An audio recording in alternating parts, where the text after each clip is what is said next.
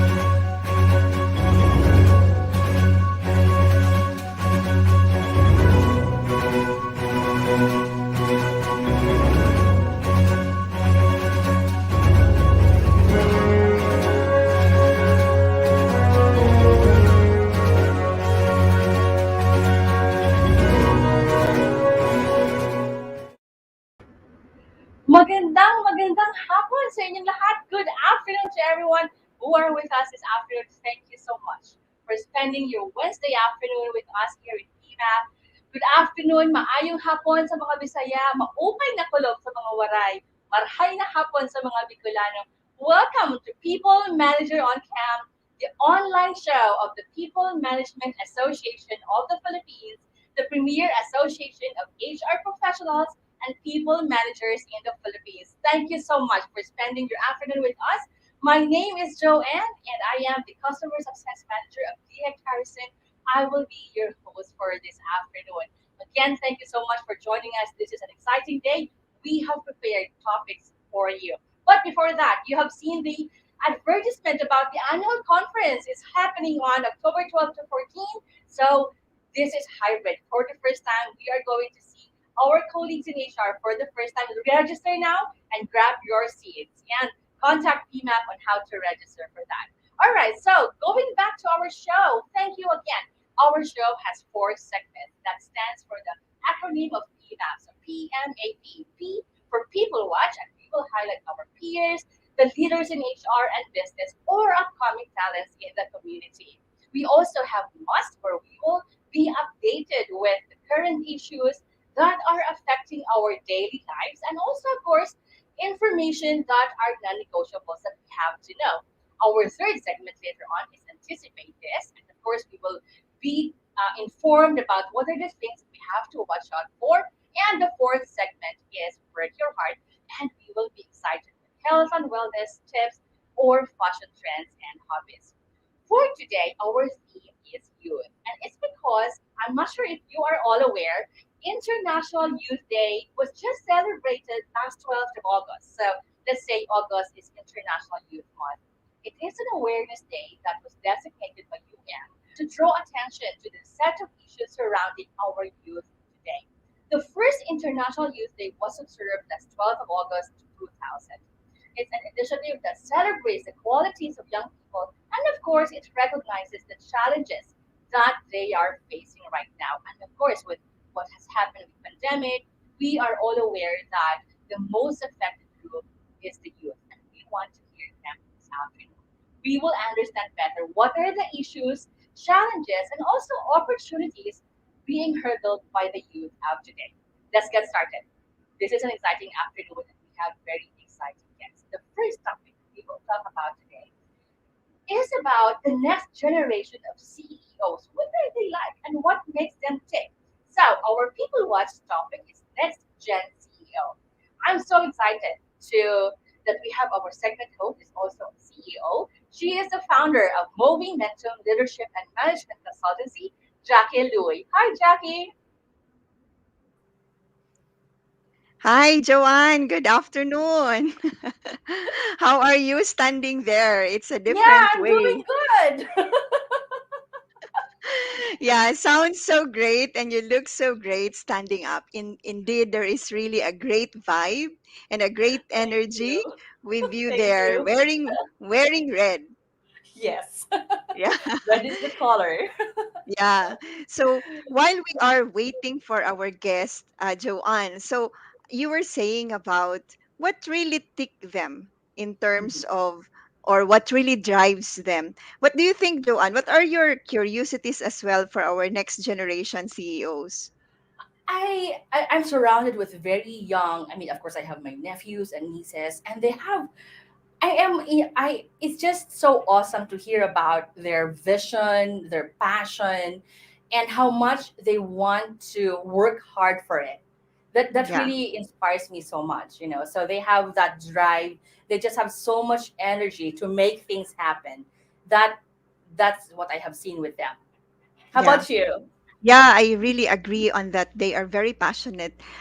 What I observe, especially in my coaching conversations with those people who are also running their businesses, is that they really use technology. Yeah. They really do smart work rather than hard work. Or although they are really working hard, but they really are making use of different technologies that can really support them Yeah. as they are really reaching out for their goals. All right. Yeah. So yeah, so Joanne, So I'll be introducing our guest speaker for So the excited uh, to hear it. yeah, thank you so much. So, as I mentioned a while back, how the next generation CEOs look like for you? Are you curious on their beliefs and value system? So, today I am deeply honored to have meaningful conversations with one of our next generation CEOs, Brian Ko, who is the Chief Executive Officer of Sarisuki. Brian is a serial entrepreneur and a veteran in startup space with his 10 years rich experiences in the startup. He was the co-founder and managing director of Zalora in 2010, the co-founder and CFO of Kochek, and the country head of Grab in 2013. In managing these new ventures while working in globally recognized companies made him the ideal business leader to drive Sarisuki to the forefront of the Philippines e-commerce grocery sector.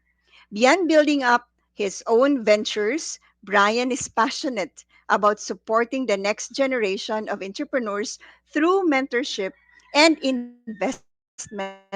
I am excited to welcome our guests for this People Watch episode, our next generation CEOs, Brian Ko. Hi, Brian. Hey, Jacqueline. Hi. Hi. Thanks. How are you? Yeah. Yeah, go I'm ahead, please. I'm good. Thanks for having me. It's a pleasure to be here. Yeah, warm welcome to you, Brian, for our People Manager on Cam. I'm deeply honored to have conversations with you this afternoon. So, how have you been so far as the CEO of Sarisuki? Um, it's a very loaded question. It's been a very exciting journey so far, to say the least. It's also been very terrifying. Um, people think of me as an entrepreneur, but I always try to correct them because I've never been an entrepreneur up until this point.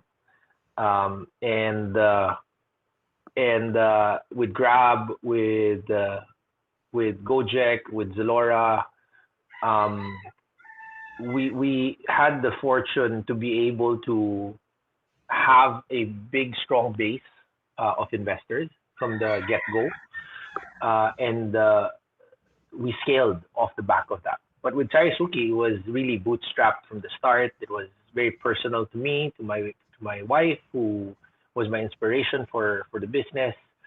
Um, so this is I guess the real first time that I'm building a company from scratch into a real proper startup. So it's very terrifying in that sense because the safety net is much less compared to what I've done in the past. But also exciting because this really is my own, rather than something that I'm helping build for someone else. Wow. What I really like on what you mentioned, thank you for sharing that, Brian. What I really like on what you mentioned is the balance or the harmony between enjoyment and the challenges. What is terrifying and at the same time you are enjoying that. All right. So I'm very curious now, Brian. How does a next generation CEO look like for you? I've been reflecting on that Hi, Brian. Were question you able quite. to hear me? Yeah. Can you hear me? Yeah, I can hear you Hel- now. So, Great. yeah. Yeah. So Okay. I've been reflecting on that question quite a bit in the recent months. No. It's tough right now, and the reason why I've been reflecting is because I was trying to look back on how my parents ran their businesses, and our family. My grandfather was an entrepreneur. My parents took over that company, and I try to reflect back on how they ran their businesses. Even my uncles, just being able to observe at a young age how they would do things. It's very different from what I see now with the startup in the startup world. So I would like to make that distinction. There are startup type CEOs where it's a bit overly geared towards culture. And then there are your old school CEOs where it's a bit overly tweaked towards performance. So the next generation successful leaders would need to be able to find a balance um, between culture and performance. And that's not something that's very easy to do. It's not something that comes naturally to a lot of people. I'm still geared more towards performance rather than culture. For me, it's let's get work done, because that's how I was raised. But throughout the years, I also realized that culture is a very important part in you being able to motivate the team and keeping your team, your employees, um, in line with the long-term softer goals of the company, the mission, the vision, right? It's not just about sales figures. It needs to be about why are you doing this? Who are you trying to help? What kind of impact are you trying to leave in the world um, by you working here? And that has a lot to do with culture and less to do with performance. And you're able to Mm. extract the best out of your colleagues, um, your stakeholders, if you can find that balance. I recently listened to this podcast, no, and they were saying a CEO needs to be three things. Sometimes they need to be a parent. Sometimes they need to be a leader, and sometimes they need to be a coach. No? So you're a leader when you need to make hard decisions like firing people, uh, turning off certain business units because they're not performing. There needs to be no emotion when you make those decisions.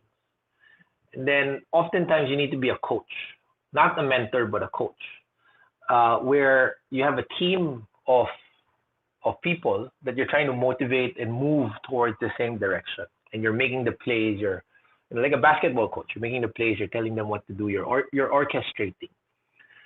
And then once in a while, you have to be a parent. You need to help guide, nurture, and improve at the individual level. So for the young CEOs, they need to know which of these three things that they naturally are. Are they a natural coach? Are they a natural parent? Or are they a natural leader? Because once they know that, they will know what the other aspects of their toolkit and skill set they need to build, yeah, which is very important for any leader to mature in this day and age. Oh, there's a lot of harmonizing on what you are carrying with you as you have learned it in the past, and at the same time a lot of things that you have to let go because it's not serving your current or your present moment. Yeah, And yeah. you mentioned about complementing with the team, what skill sets or your other team may have in complementing with you and you as well with them. I'm wondering, Brian, what qualities or traits you are looking for members of your team today? Well, one thing that's very important for me is the never give up attitude, the grit, um, and the lengths that they're willing to go for what the common goal for the company is. Um, so that's very important. Second would be how well, of course, they get along with the rest of the team. Uh, and sometimes you need to compartmentalize the people you hire. No? Some people you intentionally hire because they're mercenaries. They're able to get the job done, but they're not going to stay for 10 years, 20 years. They'll stay for 2 years, 3 years, and you try to extract the most value of them. That's when you're a leader, right? You're not trying to nurture, to mentor, whatever. You have one job to get done. Get it done in the next 2 years. Then after that, let's talk again if you wanna stay here longer or not. And then there's some people that you wanna really build and grow and groom uh, to be part of your next leadership team or even the next successor of certain key roles. Um, you need and depending on what the person is and what sort of role he fits in, uh, you look for different skill sets.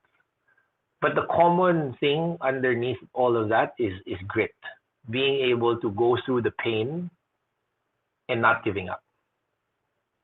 Um, so it's really the shared purpose and also the social capital within the team that is really strongly founded in grit or that passion.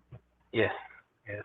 Okay, wonderful. So you mentioned about going there or getting the target. What is most important to you, Brian? Is it vision, the mission, or values? I like when I was younger, I hated mission vision planning sessions, because I thought it was all fluff. Like I thought, there's this idea, this is the idea of the company, and let's just go do it. We don't need the vision, we don't need the vision. This is the idea. Grab ride hailing, just move people in cars and build a great app, and that's it. But later on, as I matured more when it comes to being a leader, um, and I'm still learning. I'm not saying that I've hit the state of nirvana when it comes to doing what I'm doing. I still learn a lot along the way, every single day. And one of those things I've learned is the importance of really defining your mission vision. If if it's not for yourself, it's for the rest of the team. Like your new hires, your existing hires, everyone, with the common purpose. What's most important across the three for me personally, um, would be values. Because values shouldn't change.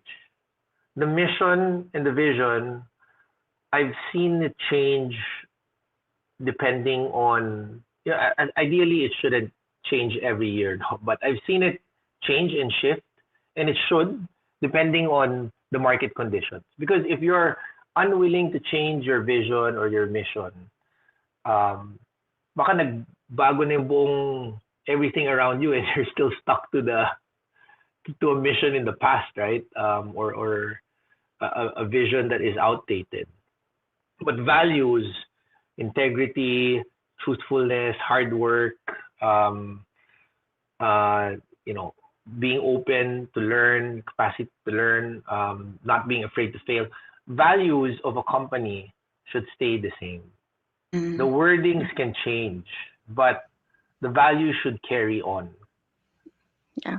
Yeah, very interesting. Very interesting, Brian. Should be a strong anchor, and that's really your values.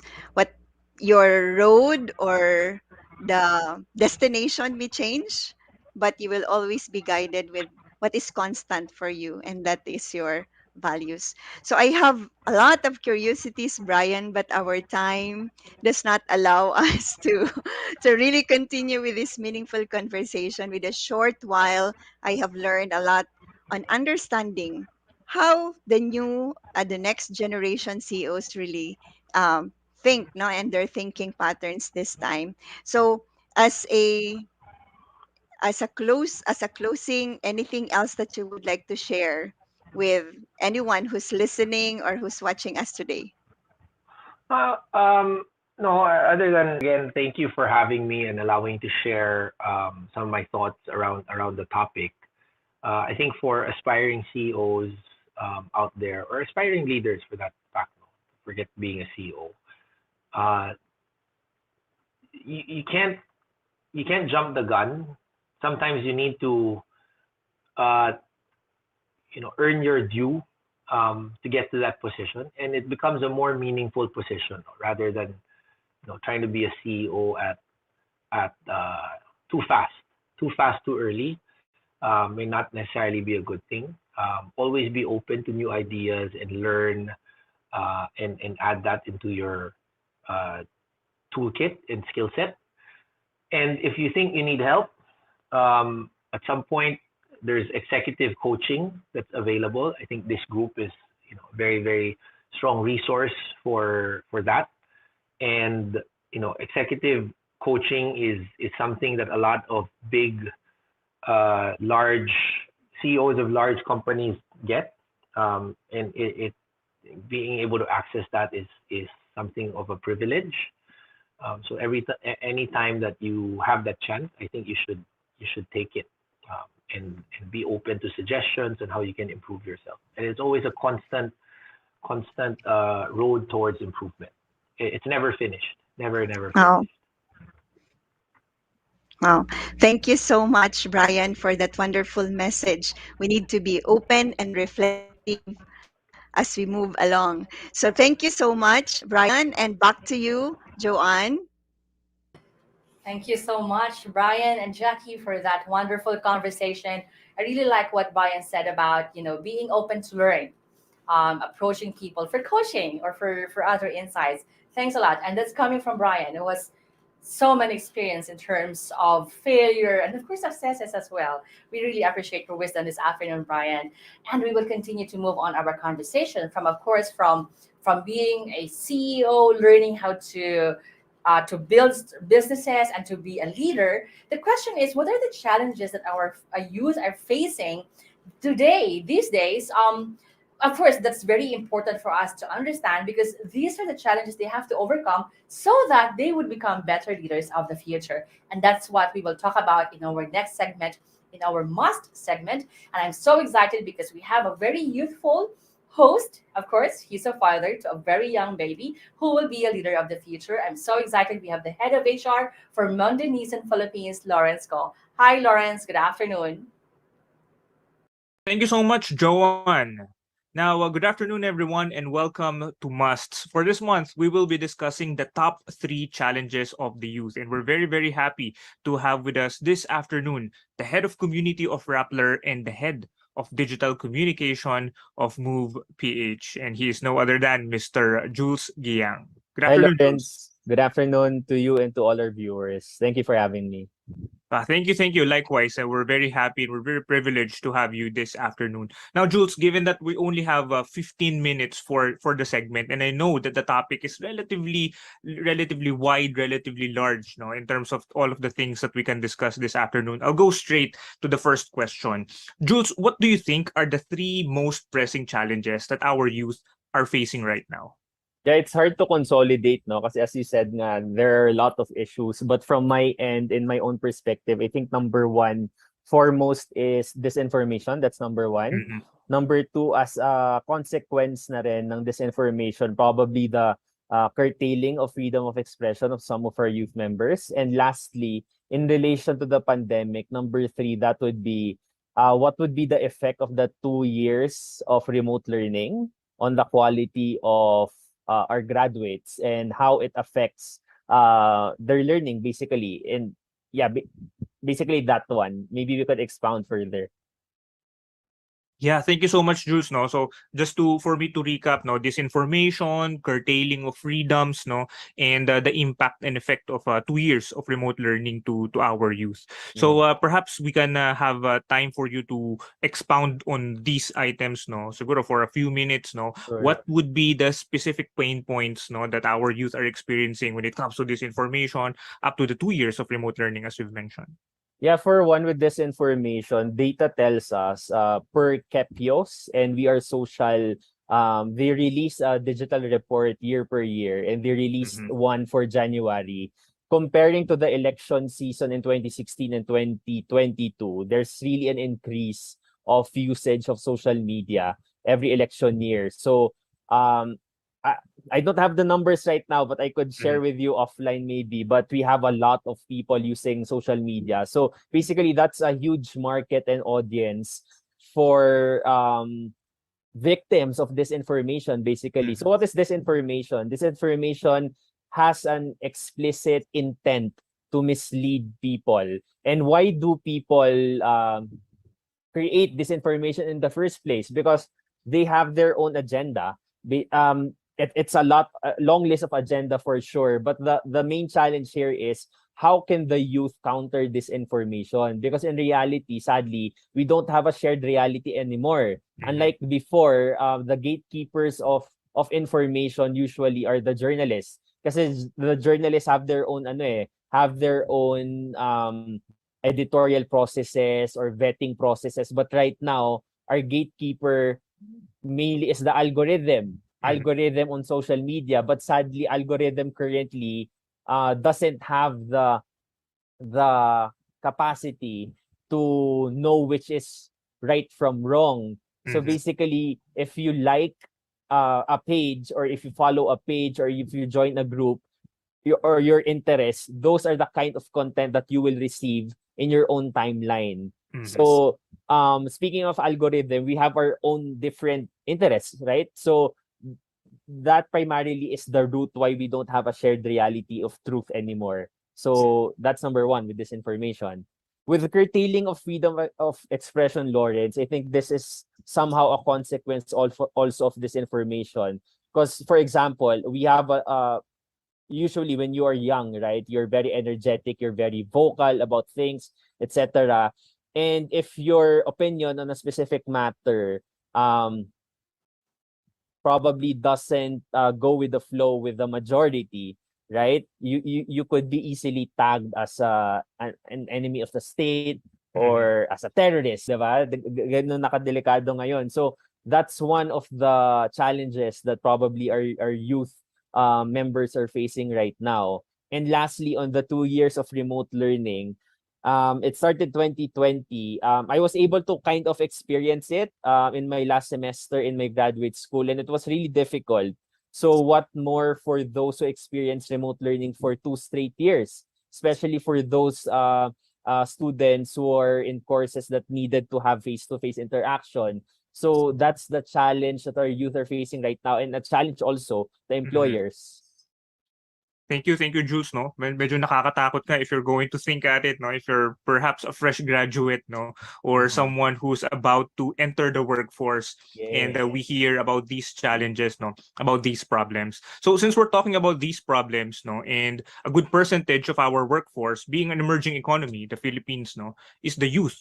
And so from your perspective, no, what do you think are some actions that they can do to address these challenges as a sector, no, as the active players to ensure that these challenges are being resolved, no, by themselves, no? Later on punta tayo sa other players, no, to help them Yeah. address these challenges. But for them as a sector. Well, from the sector itself, no, of course, we can only do so much, 'di ba? We can do something, but we can, it's very limited. But we start from ourselves, 'di ba? Doon muna eh. How can we counter this information from our own level? Do we share content just because the graphic or the content or the caption is catchy? Or, 'di ba? Usually, kung ano yung enticing, yun yung isi-share mo agad eh. So Mhm. you start with yourself. Try to click the article first, read it through. Is does the content come from a reliable, credible media organization, or is it from a new organization with no track record yet, Mhm. and probably a source of this information for the past year? So you need to have that kind of vetting from your level first, and then after that, try to go out from your bubble and try to reach out to your immediate circle. Start doing it with your family and then your friends, because I think, as especially for the youth, no, and our youth leaders, usually we tend to be very active within our own circles, but when it comes to family, yun ang pag-iiwanan minsan, 'di ba? Yung Mhm. mga advocacies natin, we don't usually talk about it on the table when we are with our families. So, yun siguro, we start on that immediate circle first, and then try to ripple out lang din. Mhm. Try to create your own KPIs on how you Mhm. can, try to address this information from your own level.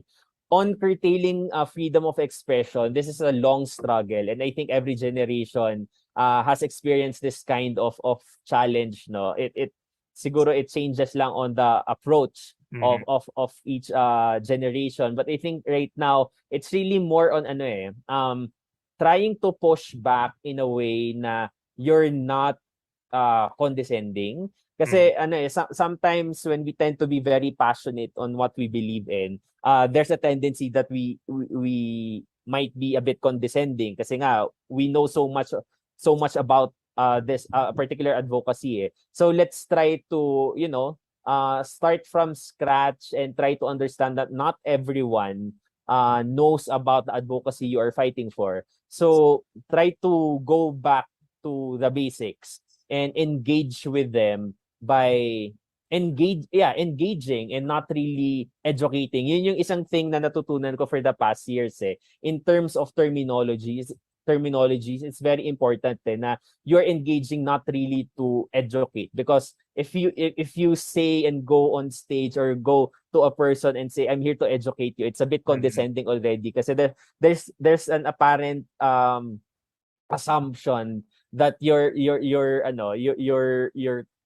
that person or those groups know less than Mm. you. So try to change that kind of mindset.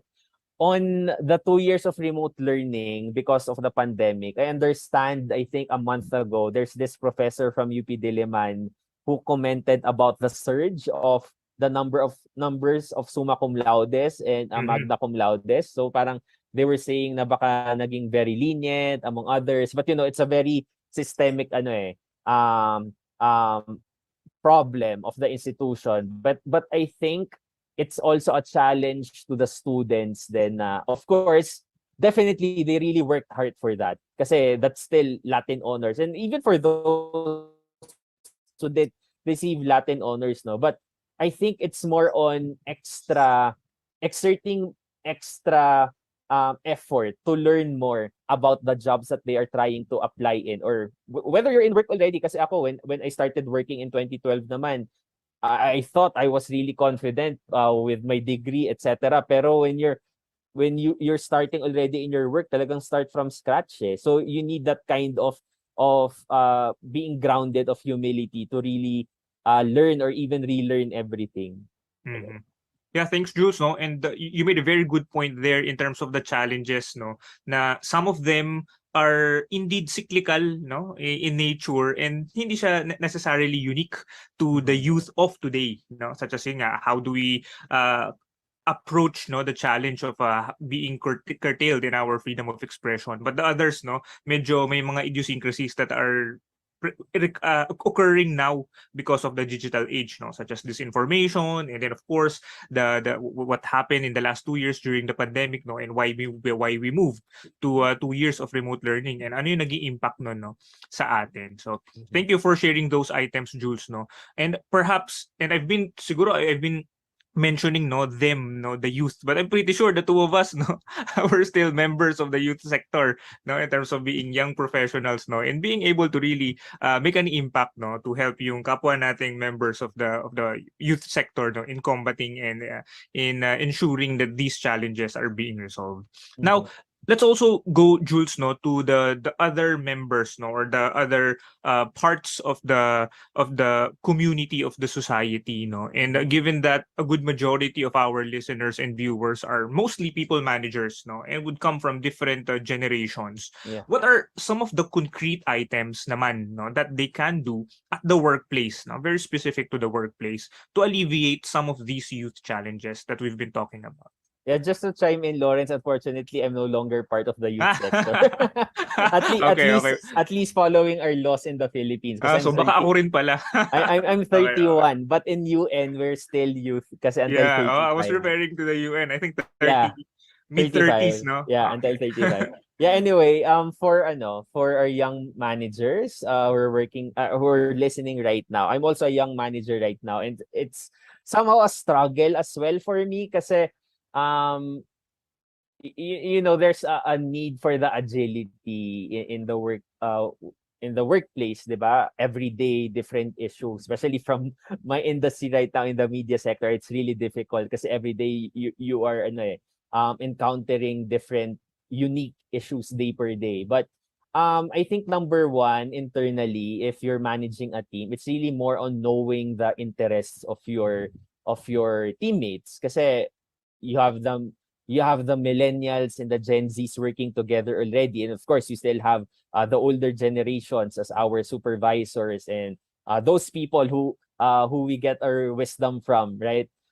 So it's really more ako, I'm really impressed with how Gen Zs are working right now with their strengths, their agility. They're really fast, very tech savvy. So I think instead of um maybe treating them as a threat, no, to the older generations, it's more on providing them spaces on how we can tap on those strengths of the Gen Zs para mas maging they see how they can contribute to the organization. Kasi ano eh, siguro going back then when we were still younger in our workplaces, 'di ba? Parang there's a desire to really prove yourself immediately.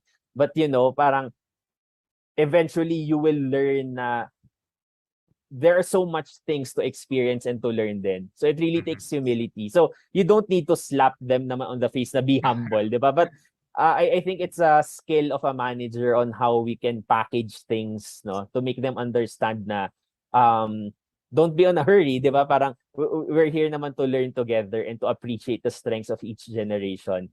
So yeah, that's number one. Number two, siguro trying to weave in na rin yung mga issues that I mentioned earlier on disinformation. Kasi this issue on disinformation isn't just an issue of the youth, it's an issue of all generations. So I guess in a workplace, probably this is with the HR department and with the bosses na rin. How can we address this issue? No, should there be policies? Should there be trainings on to introduce to orient the whole workforce what this information is and probably how this information can actually impact the organization kasi it can in any way, no, it can. So probably having a baseline on that would be very important.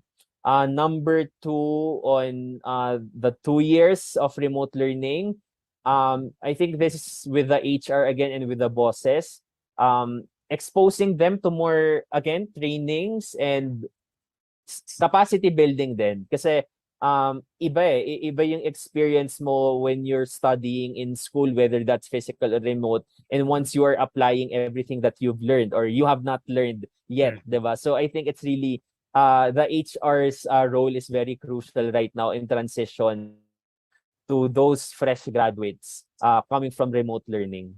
Mhm. All right. Thank you so much, Juice. No, and the insights were very much appreciated, and I think we were able to cover a lot of ground in the last 15 minutes. So thank you so much for joining us this afternoon. Thank you. Too. All right. So this has been Musts for People Manager on Cam. We just had the head of community of Rappler and the head of digital communications of Move PH, Mr. Jules Giang. Thank you Back to so you much. now, Joanne. Thank you so much, Lawrence. And of course, most especially to you, Jules. Thank you so much. That was very insightful. I learned a lot from your conversation. And that's very serious when you talk about this information, because information can influence decision. And can you imagine the many decisions that would be made upon wrong information? And if you can also imagine the ripple, the effect of that decisions of these, of not only the youth, of course, of everyone, that's really very critical, and we have to look at that and really talk about how can we address that. And that conversation you had with Lawrence, really appreciate that, because I think we should have more of that. Thank you so much, Jules, again. And I also want to greet our viewers. We have Jerry, we have Alan, and of course Cecil will be joining us in a short while. Thank you so much. If you have any questions, any comments, feel free to type in down below, and we would love to interact with you. At this time, we will move to our next segment, the third letter in the acronym of PMAP, letter A for anticipate this. This is going to be another insightful conversation. We will discuss how are we preparing our young people to keep up with the demands of the work of the future. And I'm so excited we have the People and Culture Director of Expressions Stationery Shop, Joan Chung, to host this segment. Hi, Joan. Hi, Joanne. Nice to see you again. Thank Nice to you. see you. All right. So, as HR practitioners, have you ever wondered why it is so challenging to fill up vacancies while unemployment rate continues to rise? There seems to always be a gap, right? So, for Anticipate This, we talk about the state of our education and how this contributes to the employability of the Filipino youth. Our guest for this segment is an education and human capital development specialist with significant experience in nonprofit management, program management, public policy, and communications. She is currently the Executive Director of Philippine Business for Education, and she is an independent director of a fintech startup. Ladies and gentlemen, let us all welcome Miss Love Basiliote. Hello, good afternoon, everyone. Hi, Joan. Good to see Hi, hi. Good to meet Thank you. you for joining us today. All The right. pleasure is all mine. I really admire PBED's advocacy of linking learning with employability. So, in your stay in PBED, what has been your area of focus to ensure that the youth, the Filipino youth, is ready to join the workforce upon graduation? So, our mission at Philippine Business for Education has been with the private sector pushing for an education system that enables every Filipino to lead productive lives and contribute to national development. In service to that mission, we have two areas of focus, or we call it areas of work. The first one being teaching and learning, so making sure that we have a system, an education system that really produces graduates that have learned the basic competencies that are able to be part of the workforce. And then the second area of work is workforce development. And here we bring together government, industry, academia to address precisely what you were talking about, the future of work. How do we actually create a workforce development system that will prepare people for the ever changing world of work. Key to our approach has been industry participation. Um, in many of our advocacies and programs, and I can list you some of many of our projects. I guess we can talk about that some more as we go through this conversation. But yeah, the idea is really like people like you, people who are watching the show today, are really key to what we do. Getting the private sector involved, not just in training but also in our advocacy work. Okay. Is this what Youth Works? Also checked your website, your Facebook. You have many materials there, and some of the projects that I saw is Youth Works PH. Can you tell me more about this project? Yeah, so thanks for doing research on what we do. So YouthWorks PH is our youth employability program that's being funded by or in partnership, or being implemented in partnership with USAID. And the idea is really simple. We work with the private sector. It's private sector driven. Actually, we work with them. Basically, they identify their training needs. We then recruit youth that are out of a job and not in school, and give them on the job training, or we call it work based training. So the idea is half of the time they spend in company, half of the time they spend in school, or they learn the technical competencies needed for the job. And yeah, so the goal is to get as many of them employed by the end of the project. But actually, really, the idea is to get as many of them employed by the end of the training program. And we're very happy to see like preliminary data showing that, like after going through our training program, and this is really partly or largely thanks to the partnership we have with the private sector. 80% of them end up being either in school or already at work. So pretty good numbers, considering that we were doing all of this training during the pandemic years. Okay, that's very interesting. Now, in 2013, the Philippines has shifted the education system to K to 12. Yeah. How did this affect like our students? Has this been advantageous, or ano ba, did it help in the transition also of our graduates to the workplace? I would say it has been advantageous, as you know. And actually, PMAP, I think, was a partner of PBED in pushing for the shift to a K to 12 system. We were very much behind with the rest of the world from the rest of the world when it came to the number of years that they've been investing in their youth. So like I think we were only with Angola and Djibouti when it came to like when with having like a K to 10 basic Mhm. education system. And even now they've already shifted to a K to 12. So basically everyone's already on the K to 12. So it was just really, like it was about time that we caught up with the rest of the world. So advantageous in the sense that we're now at par, right, with what is the global standard. But I guess more specifically, the reason why I think the K to 12 shift has been advantageous, um, basically, my reasons are, three reasons. The first one, basically, we gave them more time to build basic skills, right? Mhm. Before it was 10 years, the curriculum Right. was super cramped. You had to learn everything like super fast. But now Mhm. we have a bit more time to learn the basics. Although there still needs there's still a lot of things that need to happen in order for us to do that, but more time. The second reason that I think it has been advantageous is it also allowed, with the addition of senior high school, it has allowed the youth to explore post-secondary options, right? Mhm. So before, I don't know, did you do K-12? But I didn't. And I remember going to college like at 15, right? Like saying, oh my God, I'm supposed to like know already what I want to do in life. Like Right. that's super young. I It's a was lot of pressure, right? a lot of pressure, and I didn't even know what I really like wanted to do. And especially because like the kind of schooling I want, or the education I wanted to do, or training that I wanted to do, I had no role models at home because my parents were Mhm. like business people, where I wanted to do political science. Like no one could really guide me, right? So with the Mhm. senior high school, you give the youth time to explore what possible options they could have post high school. And then the third reason, and I think this was really like brilliant with the K to 12, is it has allowed people to actually work post basic education, post K to 12. Mhm. um there in the Philippines, there is a premium for college graduates, and a lot of hiring managers look for that.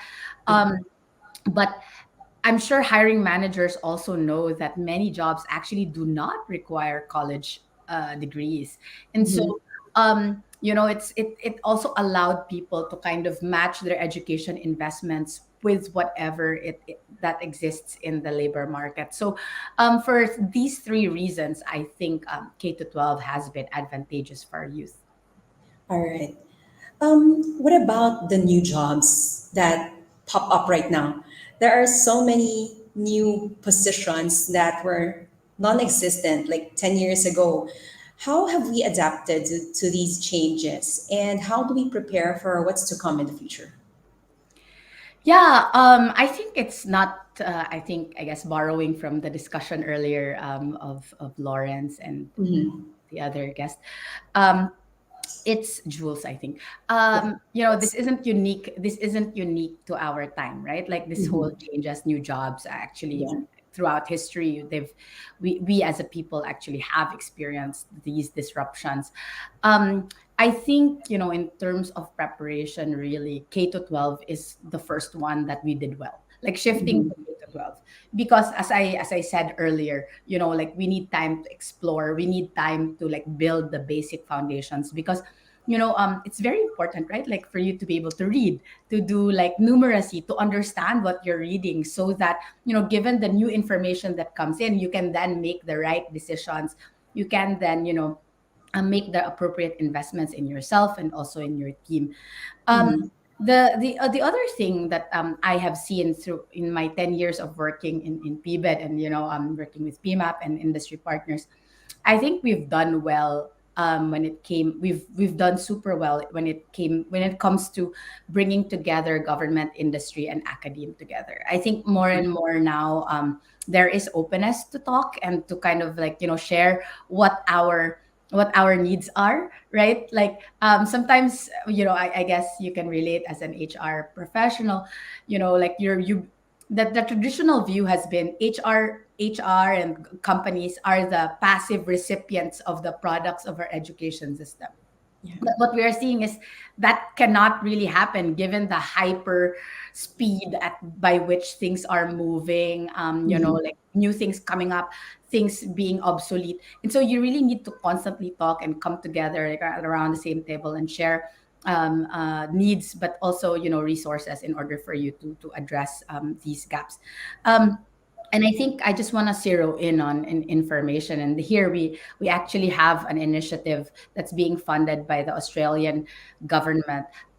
It's called A Future That Works. And the idea is bringing together sectors. Currently, Mhm. we are working with three sectors: food, fruit and vegetable, analytics, and the third one being semiconductors. And the idea is, the sector comes together, they identify jobs of the future, skills requirements in the next 3 to 5 years, and then Mhm. working with as a sector, working with schools and training institutions to really train people for these, in demand jobs and skills.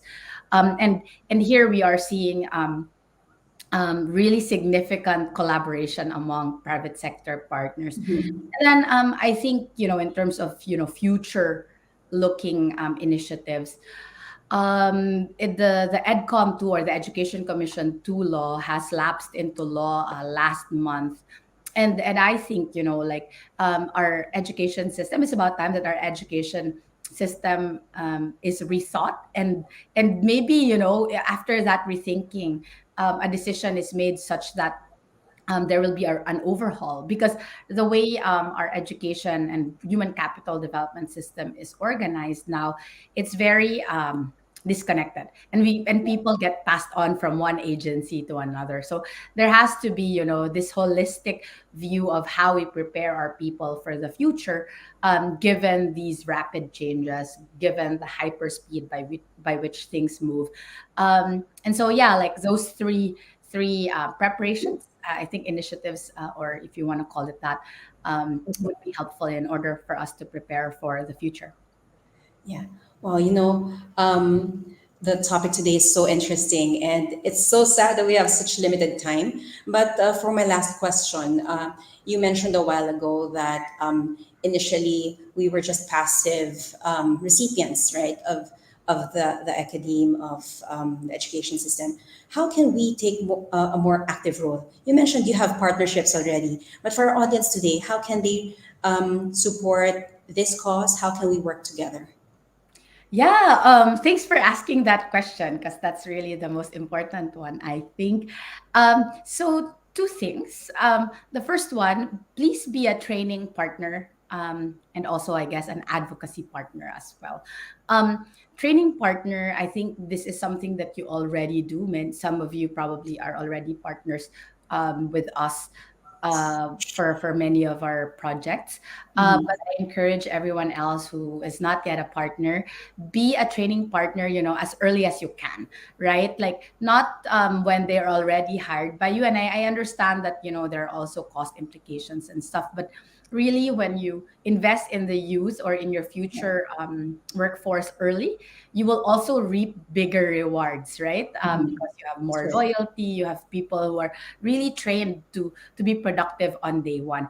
Advocacy partner is very important, because we really believe in PBED that private sector industry has a lot of say, that should have a lot of say, and has an important voice in the whole advocacy space for education and employment. And we need to hear from you. We need your voice to be as loud, if not louder than, academics, and when it comes to preparing our youth for the future of work.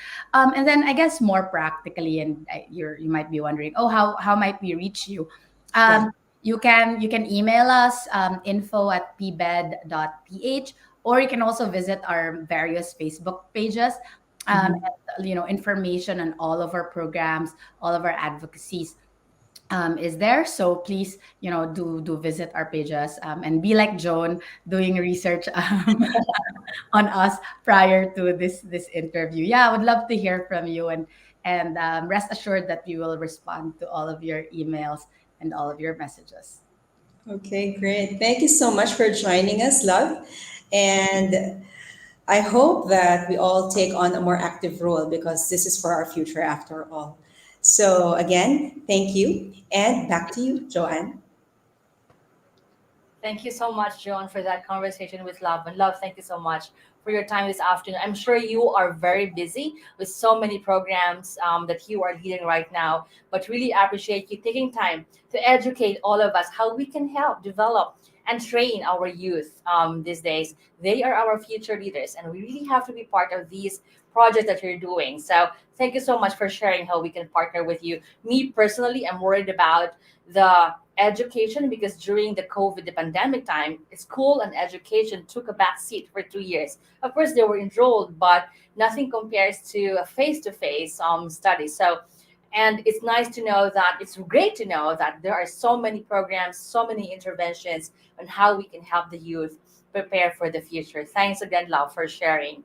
And then, of course, we know that these youth who are in school right now will graduate and will enter the workforce, and they will be the leader of your organization in the future. So the question is, as HR leaders, as executives, how are we making the workforce a place that our youth will thrive?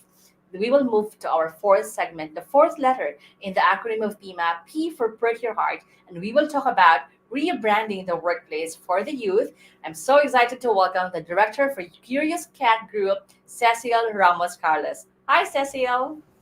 Hi, Joanne. Thanks so much. I'm super hyped to be here again in Perk Your Heart for this, our August 2022 episode of TMAP on Cam. In the past years, we have been experiencing um, changing of the business landscape, the business environment, how we feel about work, how we do our work, and we've also seen the influx of um, a new breed of leaders and contributors, and experience the handover from the older generation to the newer, younger generation. And I'm so excited for this segment because I have the perfect topic for you, rebranding the workplace for the youth. And I also have the perfect guest for this today's segment. We have with us a young, successful leader herself, Jessa Yuki David. Jessa is our very own incumbent junior PMAP national president, and she's currently working with Sun Life Philippines and MaxiCare Healthcare Corporation while taking her Bachelor in Science in Business Administration major in Human Resource Management at the Pamantasan ng Lungsod ng Maynila. Jessa, of course, is a consistent top achiever even in academics and have been awarded by the Pamantasan ng Lungsod ng Maynila the 2022 Academic Excellence and Exemplary Leader Award. Hi, Jessa! How are you? Hi, Miss Cecil, and hello to everyone who are tuning with us right now. And yeah, I'm doing great, and I'm really flattered to be invited here in PMAP. We're so happy to have you today. Thank you again for joining us. And just how people are always talking about the difference in generations. Generation this, generation that. Meron ba talagang difference? How would you describe your own generation at work?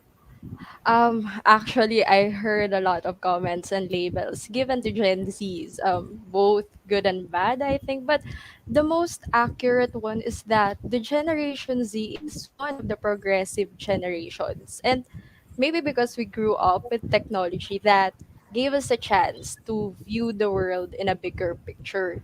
So, when it comes to workplace, I can say that we can offer a fresh perspective and insights in redefining the industry. Kasi imagine most of our generation are the ones who entered the workplace during a global pandemic. And everyone suddenly became clueless kung ano ba yung dapat gawin and kung ano yung next step na kailangan itackle. And until the work from home setup were forcibly introduced to everyone, and the Gen Zs realize, or maybe even the millennials, they realize that having a work life balance is possible. And this has shaped our generation to fight back against the traditional workplace and became more enlightened that a company should be more people centered. And this should not be misunderstood as Gen Z's being too much entitled or demanding, because actually our generation is competitive enough to work hard and perform its best for an employer who values its people. So we're not doing this just for our own sake, but also for the future of the next generation. So that's my perspective as a Gen Z. Thank you, Jessa. I couldn't agree more. There are different opportunities. It's a different time, and I see how this new generation and the generations to come are just simply adjusting and really shining. No, but when we look at the workplace nowadays, no, uh, what would be your observed trends, no? And do these trends, do you think that they address the needs of the new generation, the your generation, um, to allow you to really thrive, no, and bring your organizations to higher heights? Yeah, I think it's really good that there are companies and organizations now that are really open for a hybrid workforce. And sa dami ng changes na dinala ng pandemic in our lives for the past years, I think this is only the kind of change that helped us to move forward, because we were able to step out the traditional way that most of the employees are only working inside a four-corner box. Although pre-pandemic, nagkaroon na rin ng development such as ditching the typical cubicle setup and having a more open layouts ng office. So, during those years, our industry is into modernization already. And in 2020 onwards, organizations has progressed again by introducing a work from home setup and then gradually change it into hybrid workforce. So it's really good that our industry continuously evolves, because our generation is always up for something new. We want to have a consistent learning and development opportunities because we crave for new experiences and learnings. Pero I don't want to generalize, but mostly, as I observe, Gen Zs does not want to be stuck in a routine. So, personally speaking na lang, I want it to be part of an organization that can help me continuously grow through trainings, feedbacks, webinars, and etc. And it's great that there are a lot of companies now that really invest to their people. And I think when you show to your employees that they are really valued, you will be able to build an emotional attachment with them. And when this happens, maybe they will not look at their job as a mere responsibility, but rather they will treat their job as something part of themselves. Diba? They might work harder not just to earn, but also with the purpose to genuinely contribute for the betterment of the company in return of being valued. So there are endless possibilities that might happen if a workplace is people centered. And I can see that the organizations and companies now are addressing and embracing this development. Yeah. So you do see the changes and adaptations to what the new workforce needs. Do you have any additional recommendations? You did mention the new, hybrid work setups, and I think are there any other mechanisms for support? I know the focus on mental health. Programs for mental health is also very big right now.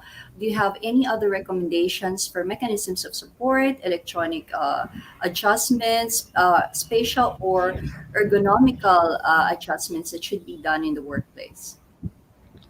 Yeah, just like what I've mentioned earlier, I think implemented a hybrid setup is really a game changer in a workplace, because employees can be more productive if they are given a choice to work where they think they can do their best. Because we all have different strengths and strategies. And pwedeng yung iba, they can work better if they are in their safe space, which is their home. Pero may iba namang mas sinisipag mag-work kapag nasa office. So, giving the employee a choice will enhance its performance. Kaya siguro, in the past 2 years, the gig economy really boosted because in freelancing, they were given more freedom, especially when it comes to their time and location. So Yes, our a big industry should be, focus. yeah, The diba? So focus, our Jessa, industry, on allowing the new generation to work via performance, no? yes, And really allow them to go and find their inspired spaces. How about any adjustments in, you know, spaces in the office apart from the hybrid setup, or electronic adjustments? Are you seeing that we are right now able to really address what we need for progressive business? I think we should take advantage on the rise of artificial intelligence. Because, for instance, in automating tasks and minimizing errors, there are AIs or software nowadays that can take over that responsibility, especially in a hybrid setup. And I think this will also boost the morale of the employees because they can possibly achieve exceptional outcomes that will help them become skilled and talented. Then, when it comes to spatial or economic or ergonomic aspect naman, I think having a creative office space is an additional factor to lessen the pressure and the possible burnt out of the employees. And it's good to transform every space into collaboration workspace because our generation are more into socializing and working as a team nowadays. And I can see companies now take advantage of the social media by flexing their office space. Like some of them look aesthetic, fun, creative. Then it leaves a positive impact sa youth, diba? Na nakikita nun sa social media kasi parang it seems like it's trendy. So So it's funny kind you of a mentioned marketing that. strategy. Yeah, I see that trend also of the companies really flexing, no, their workspace. Yes. So yeah. And Yes. ano, Thank you, Jessa. And I think it will also encourage them to join their companies sa workforce as they graduate. Pag nakita nila sa social media na, oh, this, their, environment is really great. So, yeah, Great. magandang, siya, strategy. Right. Thanks for sharing those good points. Really, I think I would agree with you, an investment towards AI, and then yeah, inspiring spaces for the people, and watching out for mental health na rin kasi yan, 'di ba? So Yes. they continue to be feeling fresh as they work, and not don't have to go through the usual burden of burnout, no? So little True. projects like that. Anyway, do you have any, what would further encourage, apart from the fact, of course, yun na nga, sabi mo, what the people would want to work for these organizations flexing their workspace, no? And then, of course, the people will be happier, they less burnout and everything, and then a lot of people are more engaged in working with a hybrid setup. But do we have any statistic, any numbers to show our organizations? Why is this really advantageous for them to rebrand the workplaces for the youth? Statistically speaking, as per the latest survey of Cisco that they have released this August, 86% of the Filipino respondents there has shared that they have experienced a better work-life balance due to working at flexible hours.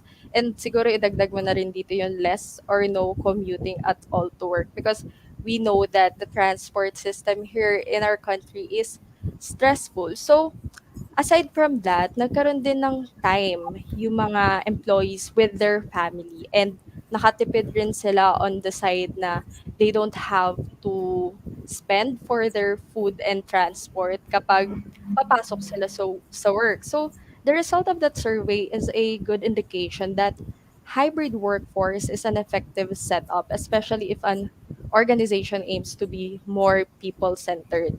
And companies should not worry on the business aspect because When employees' productivity increases, the company profit is also rising, and almost 63% of high growth companies in other countries already uses a hybrid model even before the pandemic.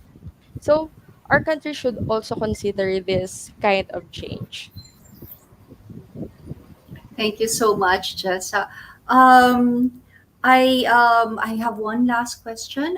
If you have some practical tips that you can share for your generation who are soon joining the industries and workforce.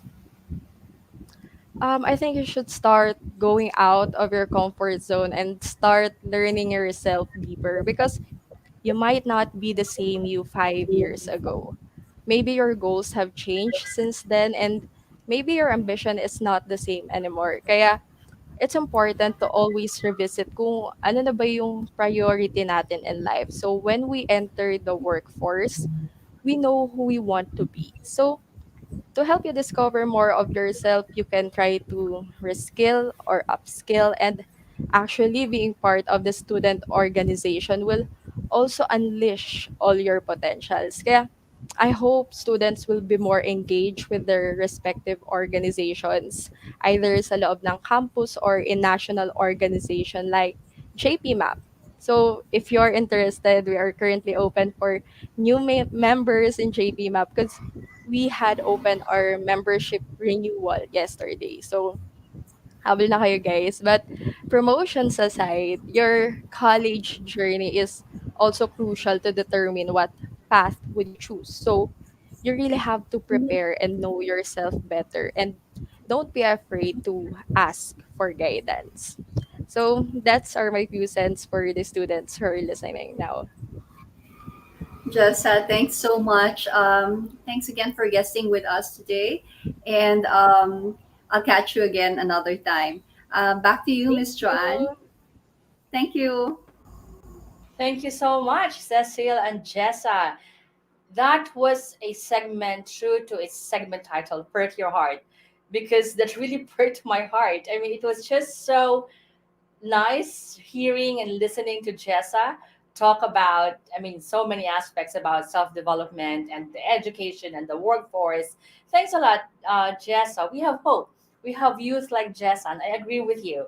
Do join organizations like JPMAP. And for the parents who are watching right now, encourage your students to join organizations so that they would become better leaders. Thanks again.